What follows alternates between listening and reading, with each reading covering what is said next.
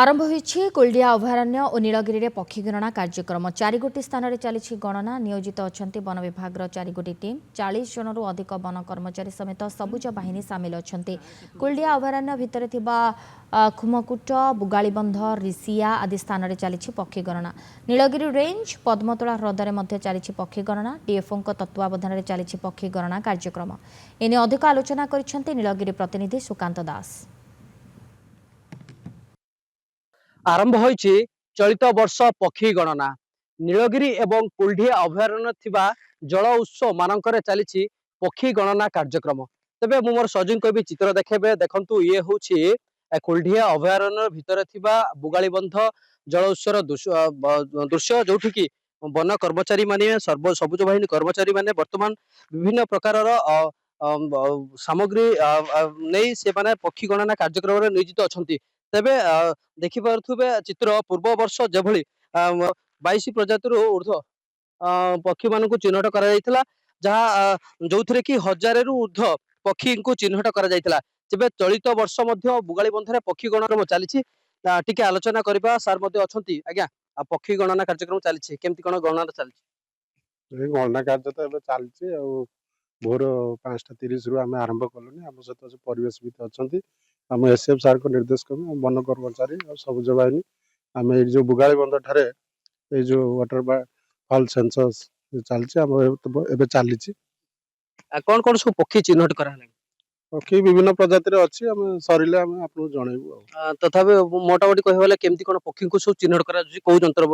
पक्षी आम binocular use कर हाई सेंसिटिव जोटा कि आम डीएसएलआर कैमरा ठू आहरी हाई क्वालिटी कैमरा अच्छा परिवेशविद मैंने अच्छा सब आप विशेष भाव जनइबे तो चली निश्चित भाव में प्रतिक्रिया आप शुणुते परिवेशविद माने सहयोग कर पक्षी गणना कार्यक्रम पक्षी को चिन्हबार सहज हम से नियोजित कराई आज्ञा ये जो पक्षी गणना चली केमती कौन सब पक्षी को चिन्हट कर आम पाखे बाइनाकुलर अच्छी कैमेरा अच्छी जेहेतु वाटर सेंससटा होची कुल्डिया संलग्न जितेटा आम वाटर बॉडी अच्छी खुमकुट बोगालीबंध रिसिया एवं हाथीखुलिया गोटे डैम अच्छी से सब जगार विभिन्न टीम नियोजित होती आम वाटर बर्ड सेंसस बर्तमान सुधा जहाँ जहाँ पाइजु पाखापाखि 17-18 प्रजातिर पाइजु किछु नुआ आम वर्ष पाइना एत पर्यंत कमन बार्ड गुड़ा सब पाइजु नुआ किछि एत पर्यंत हमर हस्तगत है नहीं कि कैमरा लेंस रे कैद है ना जो पूर्व वर्ष आशा करा विदेशागत पक्षी आगमन होता है कुलडिया अभयारण्य को चलित वर्ष किसी चिन्हट है ना आशा अच्छी ना वाटर बार्ड तो किसी विदेशागत पक्षी सेमती चिन्हट है ना किंतु फॉरेस्ट बार्ड जोड़ा रोचे कुलडिया भितर